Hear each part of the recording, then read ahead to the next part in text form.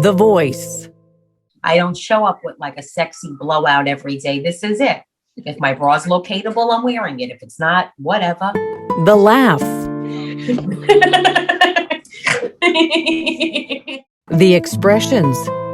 I have no filter. I'm like a broken Brita.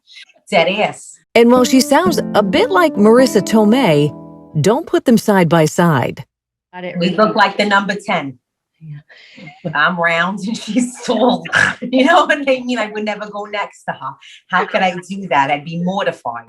In fact, there's no mistaking her for anyone other than one funny mommy.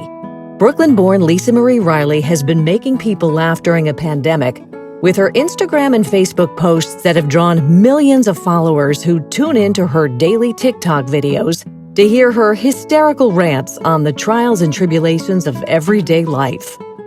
Running to the garbage man like he was Patrick Swayze. I was waiting for him to airlift me, okay? I heard the song in the background. I felt like baby. I was waiting for him to lift me in my moo-moo. Thought he was going to spin me all over the place with the pails. Nobody does nothing. I thought he was going to be able to lift me. I thought he was going to be able to do it, okay? Not asking nobody for nothing, not one thing. You'll find this New York mother of three in the kitchen, the car, maybe the bathroom, anywhere the moment moves her to turn on that camera and record her musings about everything from motherhood. I am in my bathroom cleaning up the shower.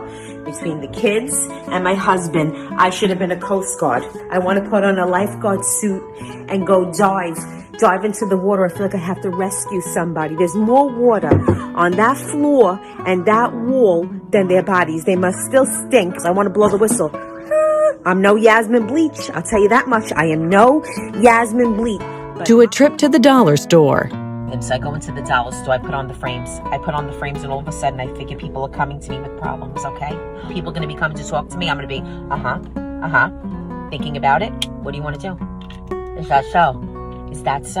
All right. But then all of a sudden, I figure it all out. You know what we're going to do? And I get down to the bad tactics. I get down to the root of the problem. This is why I can't have glasses. I have too much going on. But it was one particular video about her husband that launched Lisa Marie from just another funny lady to a social media sensation. I think my husband thinks due to this coronavirus, I became a miracle worker. A miracle worker. He goes, do me a favor, fix my pants. I don't know what happened to them. Wants me to fix his pants. Wants me to fix his This is what he wants me to fix. This is what he wants me to fix his pants. And then all of a sudden, one day, I had a video. And it was a video with the jeans. And my mother goes, don't post that. I said to my mother as a joke, and she goes, don't post that. People are going to talk. I said, who cares if they're going to talk? So I left it alone. And then one night I was bored, I posted it. And then that video was the one that made people follow me. And I was like, holy shit, they actually like this. Fix his pants. What do I look like? He thinks I'm Martha Stewart. He thinks I'm going to be knitting like this. Look, like this. I'm going to be knitting all night in the middle of a quarantine. Throw the jeans out. He goes, those are my favorite. These are your favorite? These are your favorite? This is your favorite? What are you going to do with them? Where are you going to wear them? Funny enough, it was from her bathroom that Lisa Marie chatted with me about her status as an accidental comedian, whose real story, though, is anything but funny. It was the beginning of the lockdown that her husband was diagnosed with cancer, and her videos about him and life in general became her way of coping. It gets your mind off of reality for a minute. You can't live in I can't live in reality because I know what my reality is and I do what I have to do and this and that, but it's a nice break from reality. You know what I mean? And you just get to meet wonderful people. People have it worse than me, much worse than me. But for my situation, I said I got two things. I could either live in it and let it consume me, or I could, just keep going, and I have to keep going. I got 3 kids. I have a husband that needs me to take care of him, food that has to be put on the table. So you do what you got to do. She says her husband takes it all in stride and is quite used to it now since she's been poking fun at him long before the cameras were rolling. Now you just never know where you'll find her making him and us have a good laugh. Remember when you went in the shower before and I said, don't make it too long because there's going to be no hot water for me. And then I went in the shower after you because you did take a long time and there was no hot water. And then when I got out, you used the last 2 towels and you didn't even leave me one, or you didn't even bring me one up. As I was standing there and I was freezing, I was saying disgusting things about you, filthy, filthy things, and you probably would never talk to me again. I knew what you were trying to do. You wanted me to freeze my ass off. You know that I've been saying that I've been trying to lose weight and everything like that, and you figured you'd just help me out. And I'm sorry for all the terrible things they said about you. I should have realized what you were trying to do, you know? You're only trying to help me out, trying to pitch in. You might say Lisa Marie's mantra is, if you don't laugh, you'll cry. Except she's choosing to cry laughing and keep that positive attitude. People have it worse than me. This is just, everybody has their own problems that seem like the biggest. But I don't like it to be just about me. Even though I got the page and I give updates on my husband with cancer, there's people that have it so much worse than me. So much worse. Despite receiving news of a setback for her husband on the night of our interview, Lisa Marie insisted it was still okay to chat and to laugh about everything from her growing up Italian to her struggle with her weight. I've been on a diet my whole life since I'm about 4. You know, I was in Weight Watchers meetings. I had Jenny Craig meals in 4th grade. My mother used to send me with that. I had a chicken parm when everybody had a ham and cheese. And I used to go, can you heat this up? They go, where? So I had a frozen chicken parm in 4th grade and everybody else is eating ham and cheese. No, I'm on the diet. We all know I'm on the diet, right? Dead ass. So I go into the store. I say, I got to make different choices. So I go into the store and I go, ooh, what's this? Pick up a bag of quinoa. I said, that sounds healthy, right? Did I go home and try it? Yeah. Did I like it? No. Am I ever eating it again? Absolutely not. But the fact alone that the quinoa was in my home and the fact alone that I rung it up and she's looking at me, you know what I mean? I felt different. Like I belonged. I felt like I belonged. I felt like I was eating a beanbag. I go, what is this? What is this? I give a lot of credit to the people that like it. Because I go, you know what? I'm going to try it. So the girl was like, oh, you let me know if you like it. I let her know when I went back that I didn't like it. I felt like I was eating a beanbag. I said, what is this? It tasted like marbles. Clearly, talk of food wouldn't be complete without asking the now Staten Island girl to compare notes with this Rhode Island girl. I say gravy if it's got meat in it, though, because usually my gravy has meat in it on a Sunday. So I feel gravy, but people say, no, it's not that, it's sauce. What about pizza? You guys have a weird way of talking about pizza over there in Brooklyn.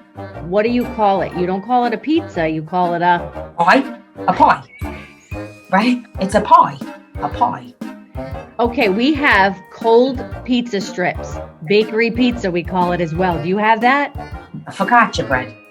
Like that? Well, it's like that, but it's not. It's just got sauce all over it, and it's the dough like pizza, and it's cold, and it's in a strip. Dead ass. How do you eat? You don't heat it up? You don't heat it. I mean, I've eaten pizza cold.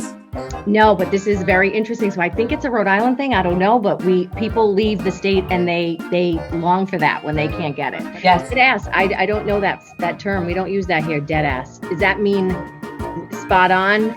Does that mean you got it? Like dead ass. Like I'm dead ass about this. Like I mean it. I mean it. We never. Oh, you're dead ass serious. Like you're dead ass. Yeah. Yes. Like I'm serious. Dead ass. Okay. Like I'm not joking with you. Yeah. We say serious like a heart attack but dead ass. I've never heard. Yeah. Use it. Use it in a sentence. When she's not making us laugh with her words, she would be typing them as a court stenographer. She's currently on leave from her day job, but Lisa Marie remembers always wanting to be on TV. I know. My dream job ever since I was little was to be a weather girl. That was my dream job, to be a weather girl, dead ass. And I said, I'm going to be her. And I used to do it all the time with the car antenna. Don't ask why we had a car antenna in the house. And I used to take my mother's mirror. She had like a mirror, you know, like that gaudy stuff with the woman's head down. Yep. And I used to go, coming in the northbound east-west, we have a lot of winds and I made up my own words, but I was dying to be a weather girl, dead ass. But she has been finding her way in front of lots of cameras. From the TV show The Doctors, NBC News, CNN. She even has a huge celebrity following, including Rosie O'Donnell and Jenny McCarthy. What about Ellen? Yeah. No, I think she's playing hard to get. I think she's playing... I think it's the chase she likes, you know? I'm like, all right, whatever. I think the one big takeaway from talking to one funny Lisa Marie is that while the laughs she gets are big, so is her heart and the gratitude she has for all those who've become huge fans during this COVID crisis and have been praying for both her husband and her family. And I am honored that these people famous, not famous, allowed me into their lives and just made me feel like we're all in this together. Yeah. No matter what it is, we're all in this together. And I mean that from the bottom of my heart, because what a community. Yeah. What a community of people. And my hope is one day she makes a first-time visit to Rhode Island, maybe even an appearance on the road show. The Antique Roadshow? Okay, maybe not that road show, but she's determined to make a visit when times are a bit better one way or another. I will. I don't know if I'm going to eat that pizza because it's cold. I might like it. We know Rhode Island will more than like this one funny mommy who's shown us that laughter can be the best medicine. Thanks to Lisa Marie Riley, we're getting quite the daily dose. And I predict she'll keep us laughing long after the pandemic is over. Love you guys. Have a wonderful, wonderful day. Now that's amore. Check out all Lisa Marie's videos on Facebook and Instagram by searching One Funny Lisa Marie.